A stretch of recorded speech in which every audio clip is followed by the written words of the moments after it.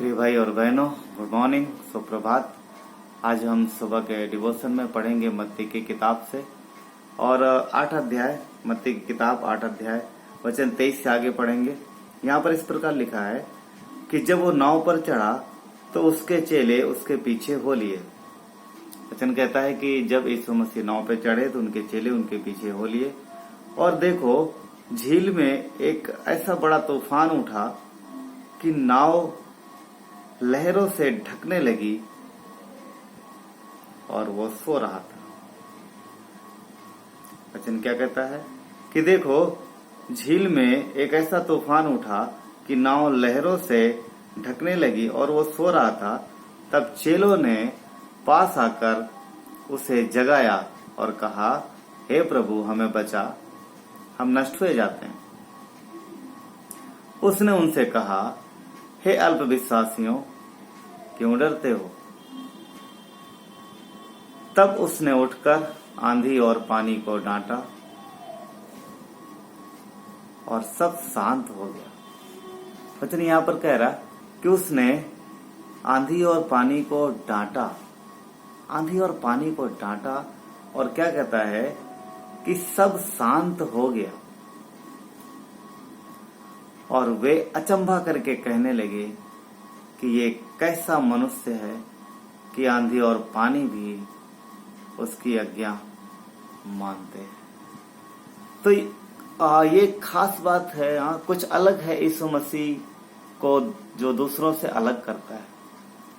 यीशु मसीह मनुष्य थे, 100% मनुष्य थे, और उसी समय वो 100% परमेश्वर भी थे। हम यहाँ पर देखते हैं कि नाव जो है वो झील में है और यीशु मसीह सो रहे हैं। और हम देखते हैं कि नाव चल रही है और कोई दिक्कत नहीं है, कोई तकलीफ नहीं है, और शांति से वो लोग नाव को ले जा रहे हैं और नाव खेते हुए जा रहे हैं वो। और आगे वचन कहता है कि उन्हें नाव चलते चलते रास्ते में उन्हें तूफान मिलता है, नदी में तूफान आ जाता है। सब शांत है, कोई दिक्कत नहीं है, सब चल रहा है, और अचानक तूफान आता है। और जब तूफान आता है तो सब कुछ बदल जाता है, सब कुछ बदल जाता है, सब शांति चली जाती है, सब आनंद चला जाता है, वहां पर डर और भय आ जाता है। और चेले कोशिश करते हैं नाव को बचाने की, नाव को पूरी तरीके से संभालने की, परंतु वो विफल होते हैं, फेल होते हैं। और अंत में जब उनको लगता है कि वो इस नाव को बचा नहीं पाएंगे क्योंकि तूफान बहुत ज्यादा है, तो फिर यीशु मसीह के पास आते हैं और कहते हैं कि हे प्रभु, हमें बचा। नाव में जो तूफान आया है, नाव में जो चेले हैं और उन्होंने कोशिश करी है, इसके पहले वो शांत हैं। इसके पहले शांत इसलिए है क्योंकि नाव में शांति है, नदी में शांति है, नाव में कोई दिक्कत नहीं, कोई गड़बड़ नहीं, सब अच्छे से चल रही है। अचानक ही ये सब कुछ होता है। तो अगर आप देखेंगे तो विश्वासी मनुष्य या फिर हम सोच सकते हैं कि कोई भी व्यक्ति जो परमेश्वर पे विश्वास करता है, और या वो भी जो नहीं भी करता है, मानव जीवन में अचानक कई बार ऐसी घटनाएं हो जाती हैं। पहले सब कुछ ठीक चलता है और अचानक काफी चीजें बदल जाती हैं और एक तूफान सा आ जाता है। पर जो यीशु पर विश्वास करता है,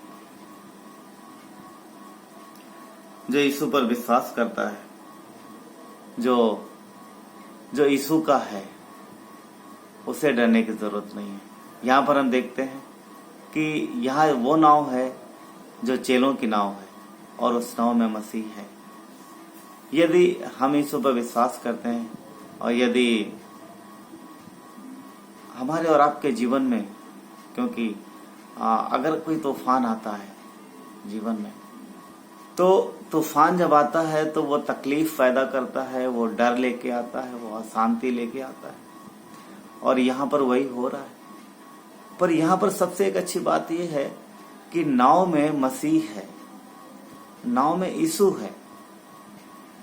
प्रिय भाई और बहनों, ये एक बहुत ही आनंदमय बात है कि हमारी और आपकी जिंदगी अब जो है अकेले की नहीं है। यीशु हमारी और आपकी जिंदगी में है।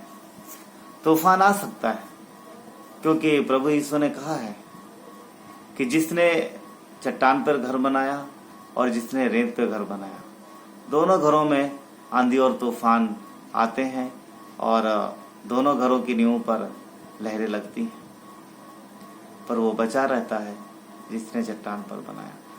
तो यहाँ पर एक अच्छी बात यह है कि यीशु साथ में है। तूफान है, अशांति है, लहरें हैं, डर है, मगर इन सब के बावजूद यीशु भी है, यीशु है। चेलों ने पहले खुद कोशिश की, क्योंकि वो मछुआरे थे, उनका काम था मछली पकड़ना, और शायद ऐसे या फिर इनसे मिलते ऐसे कई सारे तूफानों का उन्होंने सामना किया हो और खुद से हैंडल भी किया हो और बच भी गए हो। और यहाँ पर वो कोशिश करते हैं पर वो फेल हो जाते हैं। वो नाव को बचा नहीं पाते, बचाने में अपने आप को कमजोर महसूस करते हैं। उनको लगता है कि वो नहीं बचा पाएंगे, और आखिर में वो यीशु की शरण में जाते हैं और वो कहते हैं, हे प्रभु हमें बचा। यहाँ पर एक बात है कि चेलों ने खुद से कोशिश की, खुद से बचाने का उपाय किया और वो सफल नहीं हुए।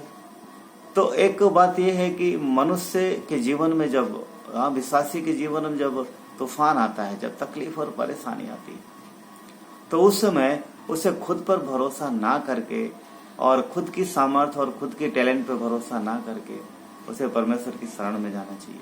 चेलों ने खुद के टैलेंट पे भरोसा किया, उनके अंदर वो क्वालिटी थी, वो काबिलियत थी, और उन्होंने उसका इस्तेमाल किया। कहने मतलब ये नहीं है कि आप अपनी बुद्धि का इस्तेमाल नहीं कर सकते, परमेश्वर ने दिया है वो करना है, पर निर्भर परमेश्वर पे रहना, परमेश्वर पे निर्भर होना है, और उसको उन हालातों में, उस तूफान में प्रभु के पास जाना है और उसको कहना है कि प्रभु मुझे बचा। और यहाँ पर चेलों ने अंत में वही अच्छी बात कही, वो गए, यीशु के पास गए, और यीशु के पास जाना अच्छी बात है। तूफान हो या शांति का समय हो या आनंद का समय हो, परमेश्वर ही हमारा बचाव है, प्रभु यीशु ही हमारा बचाव है। वही हमारा मार्ग है, वही हमारा जो बचाव का एक माध्यम है, और जो वो माध्यम हमारे लिए पर्याप्त है। हम देखते हैं कि यीशु यहाँ पर चेलों के बुलाए जाने पर उनकी मदद करते हैं, और वो उठकर आते हैं, और उन्होंने क्या कहा, आंधी और तूफान को आदेश दिया। उन्होंने ये नहीं बोला कि नाव इस तरफ घुमाओ, ना उस तरफ ले जाओ, ए पतरस तो इस तरफ घुमा, या फिर वो नहीं, कुछ नहीं। उन्होंने सिर्फ आदेश दिया, किसको? आंधी और पानी, आंधी और पानी को आदेश दिया। यस, आंधी और पानी को आदेश दिया। वो सृष्टि करता है, उसके शब्द से सारी चीजें बनी है, और उसके शब्द से सारी चीजें थम भी जाती है। वो परमेश्वर, उसने आंधी और पानी को आदेश दिया और सब शांत हो गया। आपके जीवन में यदि आंधी और तूफान है, यदि आप वाकई में तूफान से गुजर रहे हैं, तो आपको निराश होने की जरूरत नहीं है। प्रभु यीशु आपके बचाव के लिए हमेशा तैयार है। सिर्फ इतना है कि आपको उनके पास जाना है और प्रार्थना करना है कि प्रभु मुझे बचाओ, मेरी सहायता करो, और वो बचाने के लिए हमेशा तैयार है। भजन संहिता 46:1 कहता है कि परमेश्वर संकट में सहज मिलने वाला सहायक। प्रभु यीशु नाव में है, हमारे और आपके जीवन में है। क्यों? क्योंकि उन्होंने हमें और आपको, जो मसीह पे विश्वास करते हैं, उनको अपनी देह में लगा लिया है। हम उसके देह में हैं, उसके देह का हिस्सा है। इसलिए हम कभी भी उससे पुकार सकते हैं, वही हमारा बचाव। तूफान में यीशु हमारा बचाव, तूफान में यीशु हमारा बचने का माध्यम है। इसलिए यदि आप के जीवन में ऐसा कोई तूफान है जिससे आप गुजर रहे हैं, वो बीमारी हो सकती, वो आपस में पारिवारिक कलह हो सकती, कोई भी, वो कोई आपकी बुरी आदत हो सकती, कोई भी चीज हो सकती है जिससे आप गुजर रहे हैं, मदद मांगिए। परमेश्वर आपको बचाने के लिए तैयार है हमेशा। और यदि अभी आपने यीशु पर विश्वास नहीं किया तो वो बुलाता है, उसकी बाहें क्रूस पर खुली हुई है। उसने कहा मेरे पास आओ, उसके पास आ सकते, कोई भी उसके पास आ सकता है, वो सबको बुला रहा है। और वो बचाव है, तूफान में बचाव का माध्यम है। चेलों ने उसे पुकारा और उसने आदेश दिया आंधी और पानी को, और सब शांत हो गया। जब नाव झील में गई थी, जब झील में उतरी थी, जब ले जा रहे थे, तब शांति थी, और अब शांति। बीच में तूफान है पर वहां पर यीशु है, उसका आदेश है जो सब शांत करता है। परमेश्वर आपको शांति दे। आमीन।